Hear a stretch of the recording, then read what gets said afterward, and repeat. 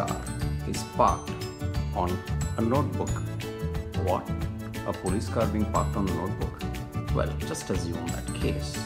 And if I keep on increasing this angle, the police car slides down.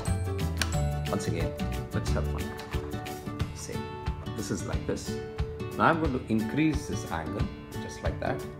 And as I keep increasing, it slides down. So we want to find to what strength it can incline.